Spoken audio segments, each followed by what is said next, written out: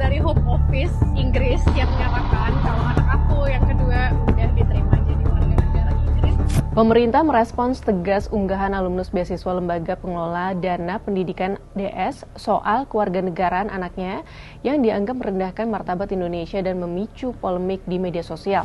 Menteri Keuangan Purbayudi Sadewa Senin 23 Februari 2026 memastikan suami DS akan mengembalikan seluruh dana beasiswanya kepada negara. Sebenarnya bagaimana duduk perkaranya?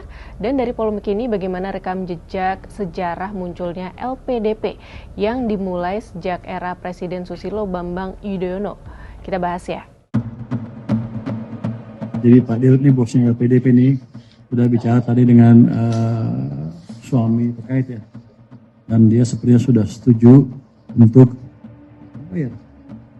mengembalikan uang yang dipakai oleh LPDP. Berapa tuh? Jadi termasuk bunganya loh. Jadi bukan uang dipakai, kan kalau saya taruh uang itu di bank juga ada bunganya kan. Dengan treatment yang fair. Saya harapkan ke depan teman-teman yang dapat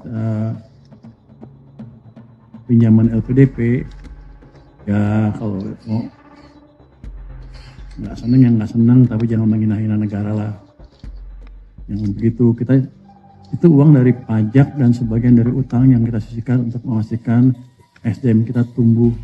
Tapi kalau dipakai untuk menghina negara ya kita angkat uangnya dengan bunganya kalau gitu. Nanti saya akan blacklist dia. Di seluruh pemerintahan nggak akan bisa masuk. Nanti kan kita lihat blacklist yang lain seperti apa. Jadi jangan menghina negara Anda sendiri. Polemik bermula dari unggahan DS di akun Instagram pribadinya pada Jumat 20 Februari.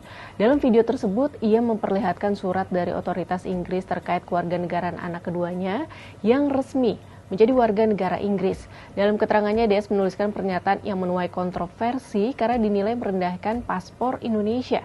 Unggahan tersebut lantas viral di Instagram dan Threads. Warganet menilai pernyataan itu tidak bijak, terlebih DS merupakan penerima beasiswa negara.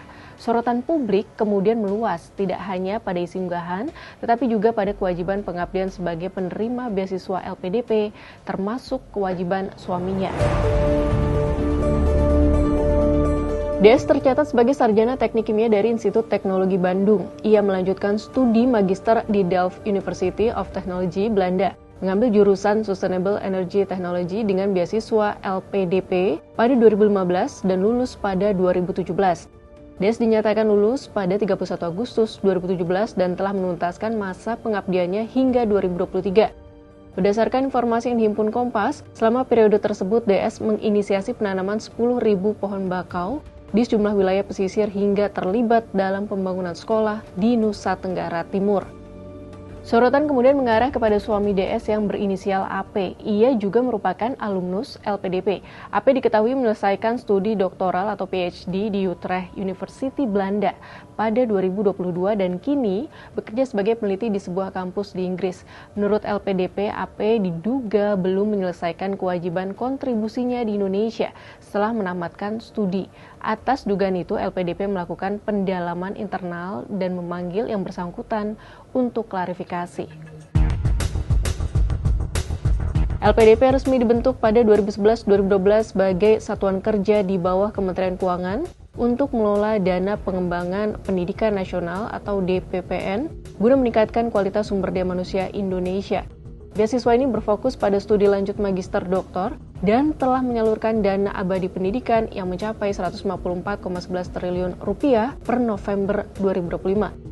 Sepanjang 2013 hingga 2024, alumninya mencapai 25.116 orang.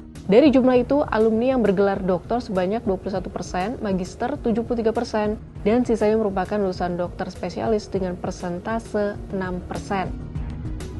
Mengutip laman resmi LPDP, lembaga ini memiliki tugas utama mengelola dana abadi pendidikan. Dana tersebut digunakan untuk mendukung pembiayaan pendidikan melalui berbagai program strategis.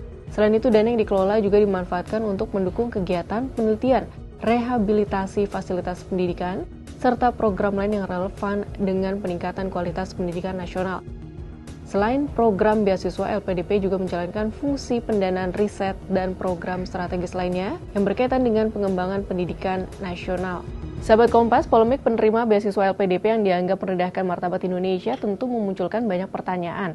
Sebenarnya apa akar masalahnya? Apakah persoalan ini cukup diselesaikan dengan pengembalian dana atau justru ada hal yang lebih mendasar yang perlu dibenahi?